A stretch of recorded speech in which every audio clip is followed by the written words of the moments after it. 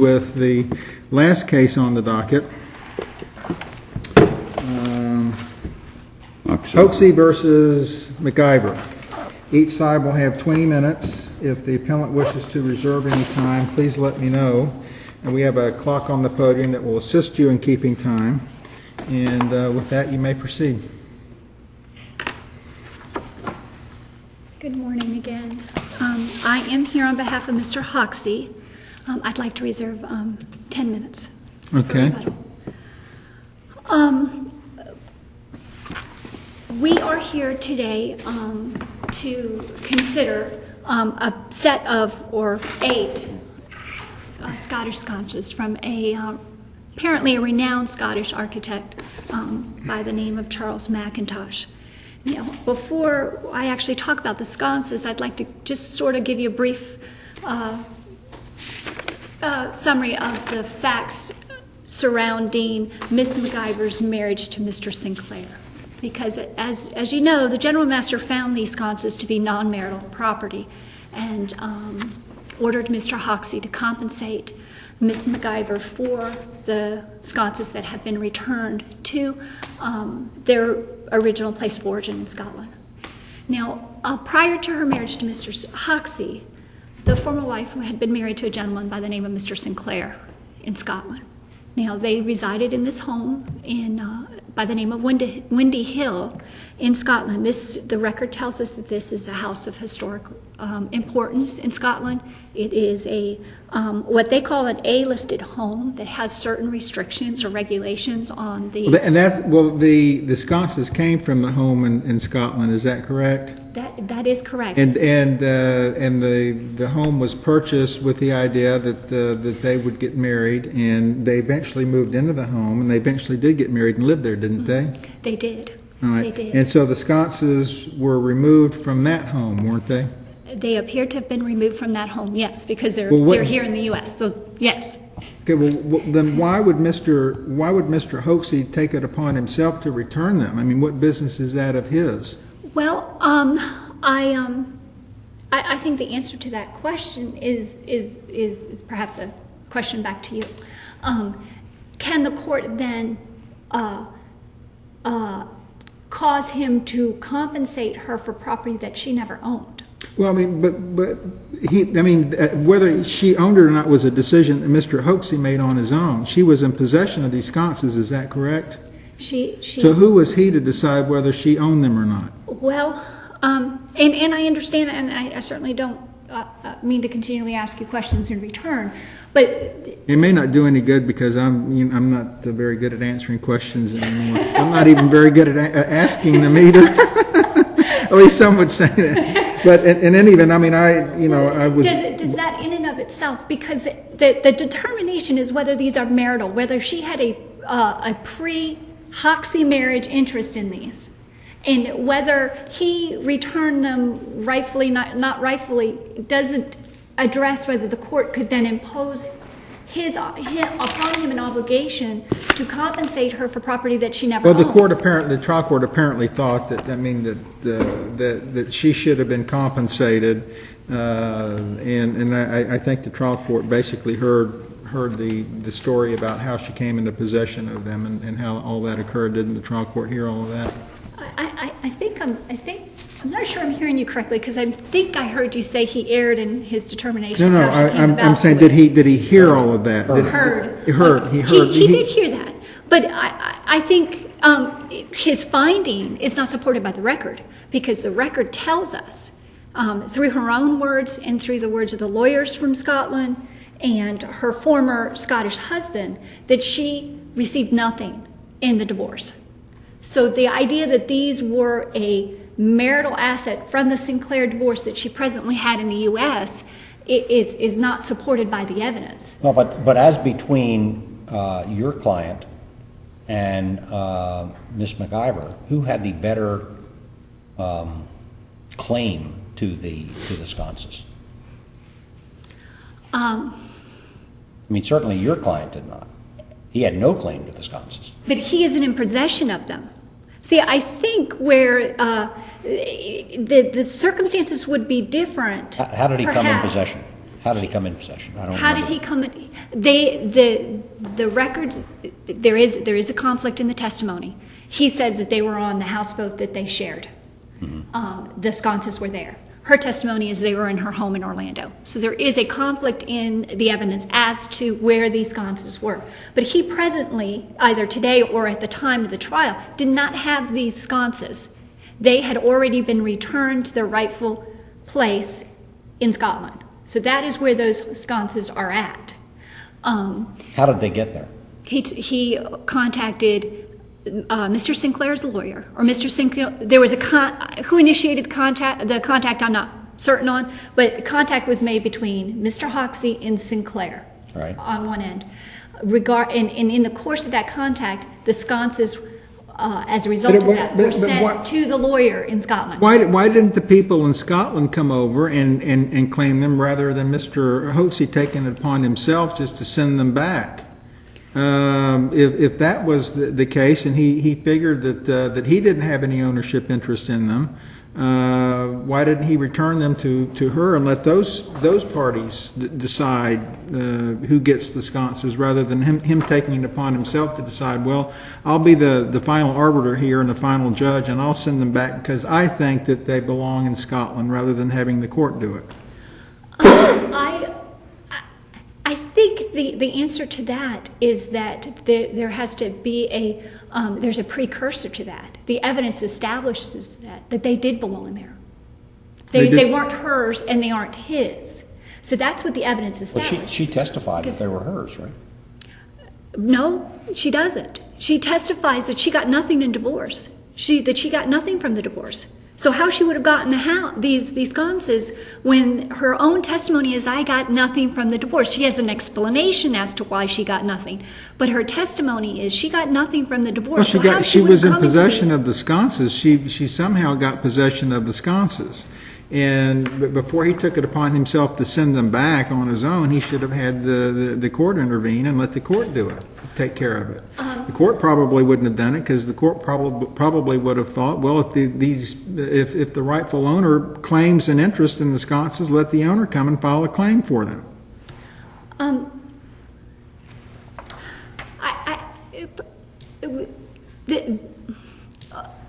I can't.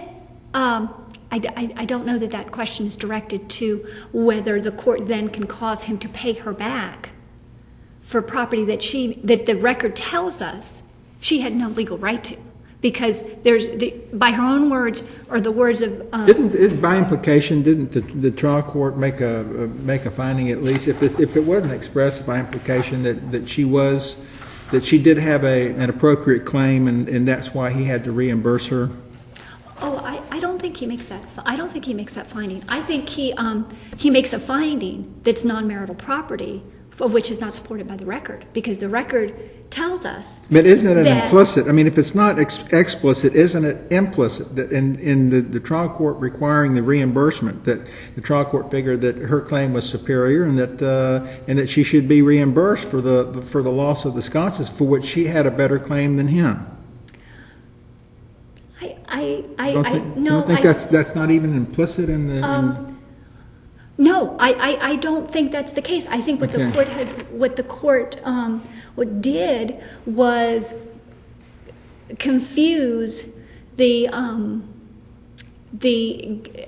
wrapped up in the nuances of the removal of property from that home in Scotland. I think that the crux of the argument rests in, we know where these sconces came from the Sinclair marriage in the Windy Hill home. In which she lived. Of which she also tells us there was a divorce. She got no settlement whatsoever from the divorce. We have the lawyers saying that nothing could have been awarded from this home because the home was not a marital asset. Well, why didn't the Scottish court order her to return the sconces? I don't think that's in the record, I have an answer for that, but it's not in the record. Well, if it's not in the record, I don't want to hear it. So, But that would have been the appropriate form to have this resolved, rather than him taking it upon himself to return them when she was in possession of them, and not even asking the court here to intervene and get an order, allowing him to return them, or getting an order finding that either they were or weren't her assets, and that they were or weren't part of this estate, this marital estate here. Well, that should have been the responsibility of Mr. Cairns. but see, the consequence then of the position that you're asserting would be for Mr. HOXIE to pay her for items that she had, in essence, stolen. Well, now, she says that they were part of the marital assets that she got from the marriage. She says she got nothing from the marriage, and I can point you to the record where she says that. There was no equitable distribution dividing the marital property. She testified that they were marital assets, and she testifies. I'm sorry, Judge Monaco. I didn't mean to interrupt you. I apologize. That's all right. What were you saying? I said my notes indicate that she testified that these were she took them from the marital home because they were marital assets. I would direct you to page 96 of the trial transcript. Okay, well, I'm looking at pages 85 to 86. Even if there was conflicting testimony about that, the trial judge apparently went the other way in awarding, requiring the reimbursement. Apparently felt that if the wife said that they were marital assets, that he accepted that as the credible testimony. Or the credible evidence. He finds Mr. Sinclair more credible. Remember, he makes a finding that Mr. Sinclair is the more credible witness. As to the particular issue, as to whether she stole the sconces as opposed to whether she was properly and rightfully in possession of them. He makes the finding with regard to the value of the items, but I think certainly his finding as to credibility as to Mr. Sinclair would prevail. That the value of the items is something different than as to whether she's to be reimbursed for them. I mean, once the issue of reimbursement is resolved, then the trial court has to decide, okay, well, how much is the reimbursement going to be? And apparently he thought that, well, his valuation was more credible than hers, but that doesn't necessarily mean that he disbelieved the assertion that, that these were the assets that she properly came into possession of. In fact, the final judgment specifically finds the 8 sconces were wife's non-marital property and that the husband wrongfully turned possession of the 8 sconces to a third party. Now, the court does make that finding, okay. But I would suggest to you that the record does not support that finding, because we have the Scottish lawyer telling us there is a police report file for the theft of these items in Scotland. Well, we have repeated apparently the trial testimony. judge just decided to believe the evidence and testimony that he thought was credible on that particular issue, and he sided with the wife on that. I would suggest that he really ruled on that the person in present possession of them is I think he gave it possession's 9/10 of the law kind of philosophy. Because he couldn't have listened to this testimony, couldn't have and said, this is hers. Because without question, everybody tells you she got nothing from this divorce. That the trial judge tells us something different from the house. The trial judge tells us something different that she did. He makes that finding, but this court is permitted to review and determine whether that is supported by competent substantial evidence. And I don't think that record supports that. I'm going to save the rest of my time for rebuttal if I could. Okay.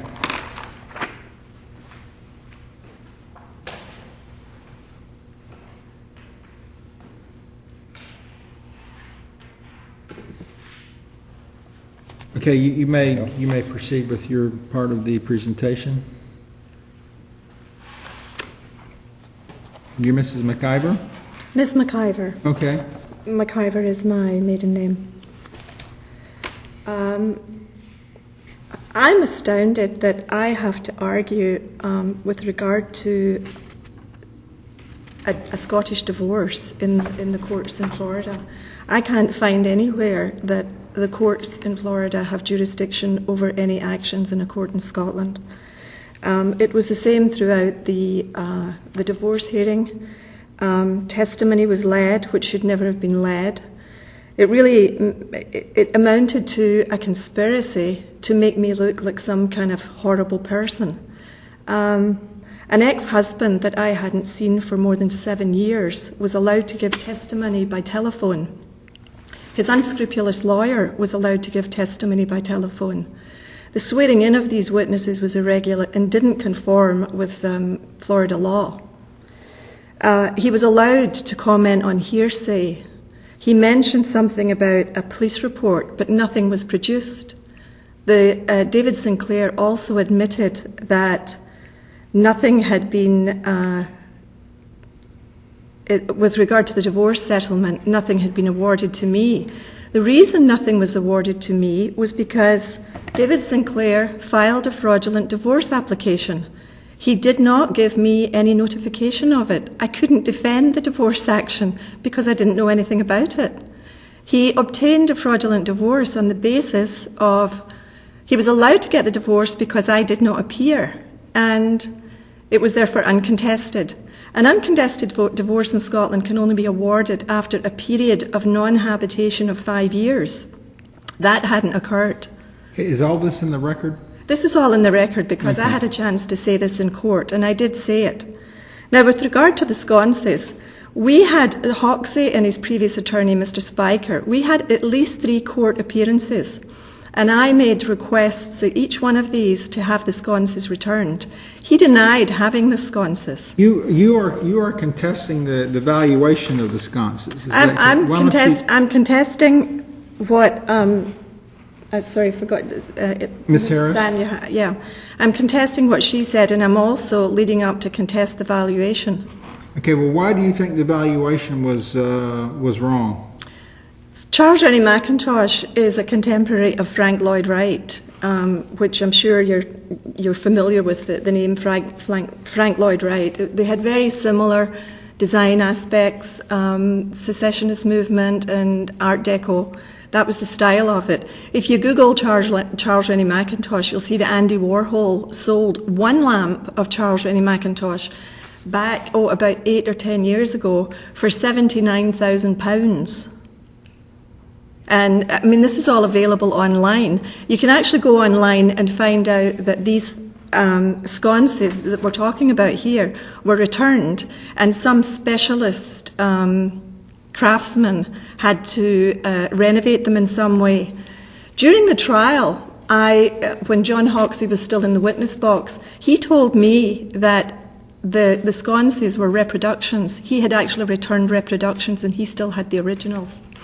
If you look at the court transcript, there were 2 occasions where I tried to interrupt the proceedings when he was still in the witness box and he was talking to me and harassing me. And that was one of the things he said. When he originally took various other documents and possessions of mine, I faxed his attorney to have them returned. The lights were not on that. He took the lights at a later stage when he broke into my home after I had been awarded an injunction from the court in Orange County. He continued to ignore the injunction, and we've just recently had a trial for his violations of the injunction. I had an estimate that the lights were worth in the region of $500,000. And any specialist in that period... Well, Mr. Sinclair testified to something far less than that, didn't he? He said, which was part of the conspiracy, that the lights were worth around $5,000. It was then questions whether it was £5,000 or dollars, and the master decided it would be dollars since we were in the court in Florida. However, David Sinclair was in Scotland when he said that. David Sinclair is a demolition expert. Ask him about implosion of buildings, and he's an expert, and I will allow him to offer his expertise. He knows nothing about antiques or design or anything else. That would be a bit like asking your taxi driver to value your Rolex watch or something. You know, it's just absurd.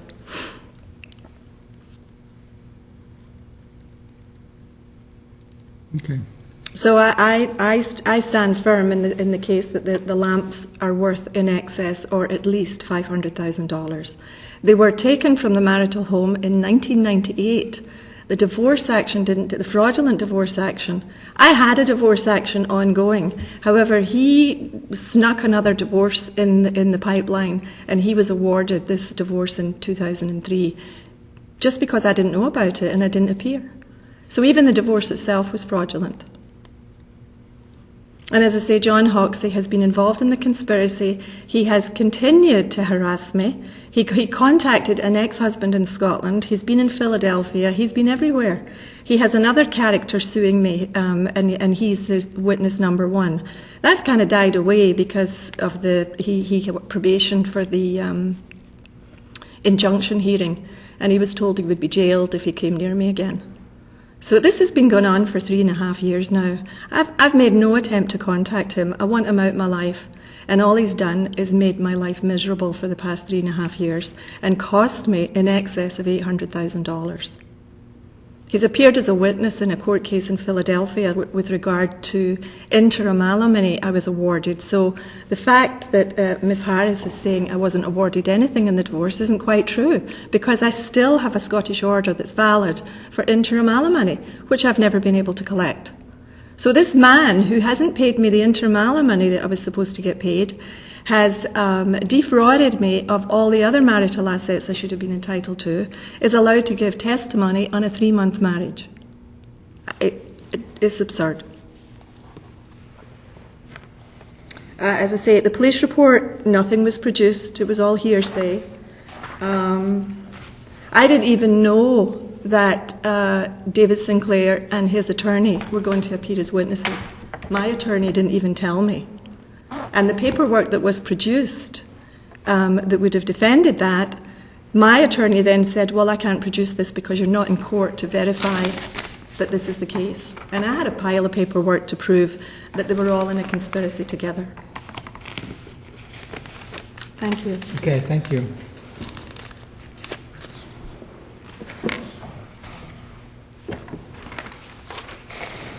Got about 6.5 minutes. I just want to spend a quick minute or two talking again about the non-marital finding.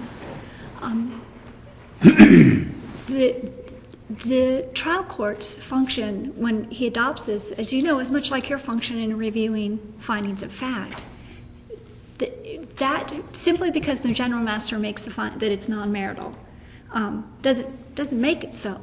When you look at the trial, the testimony presented at trial, and the validity, the fraudulent nature of the Scottish divorce, all of that is really not for your consideration or your review at this point.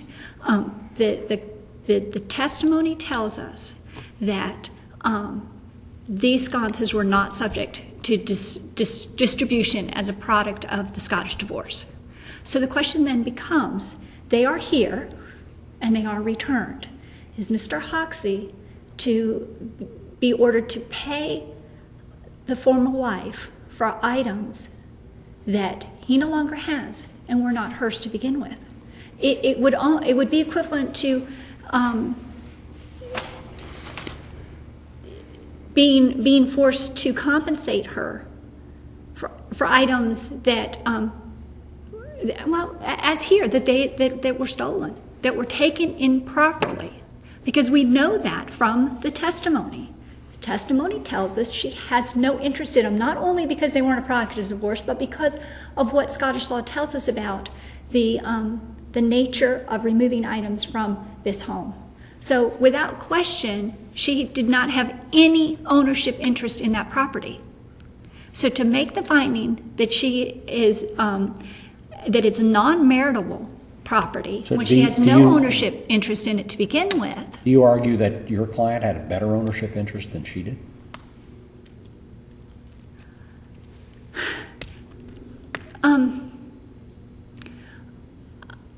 If he were still in possession of that, we'd have a different conversation.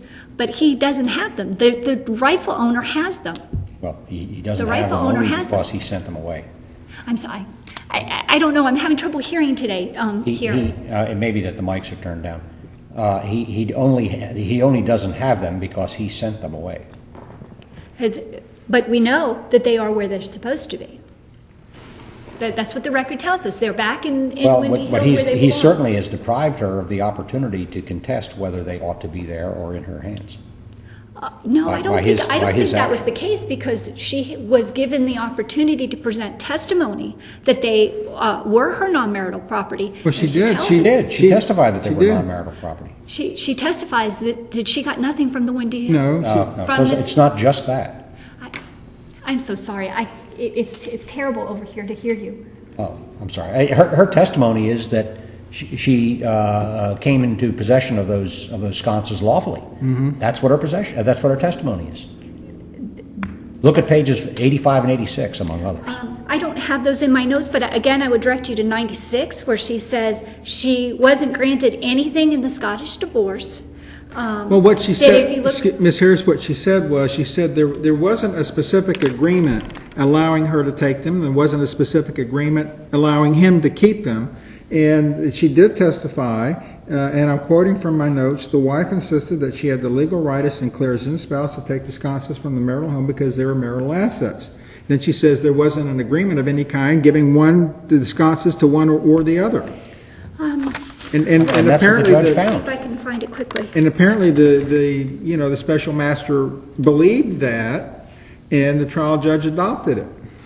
But if you look at the Scottish attorney, I think his name is Murner, if you look at his testimony, he tells us that Windy Hill is not privately owned. It couldn't have been subject to distribution under the divorce. Based on Scottish law, everything in that home stays with the home. I think is kind of a short-shifted way to explain it. If it's in the house, it stays with the house. The house is not privately owned. It could never have been a marital asset. That's what he tells us. And that is consistent with the remaining testimony throughout the case. Those items could not have been subject to any the special kind of master distribution. and the trial judge just didn't Believe just didn't accept that testimony, and just if the wife has testified to the opposite, I believe her and I don't believe him. So what do we do with that? Well, but I just would ask you to review again her testimony, because I don't think that my reading of the testimony is not so clear that she's saying I had a legal right to that. I think her testimony is saying that was her position throughout the proceedings. Well, sure it is, but she also contradicts herself and says, I got nothing from the divorce. I didn't know anything about the divorce. I should be entitled to anything he owns. Remember, she says that about Mr. Sinclair. I should have gotten a portion of everything he owns. But if you couple her with those statements where she is saying, I got nothing, I had nothing from this, and you couple that and view it as it is consistent with the remaining testimony from all the other parties regarding the divorce, you can't be left with the conclusion that this is a non-marital, of which she had any ownership interest. So Mr. HOXIE is compensating her for items she had no ownership interest in. And that's where the rub lies. Okay. Thank you very much. Okay, thank you both very much. That will conclude today's session.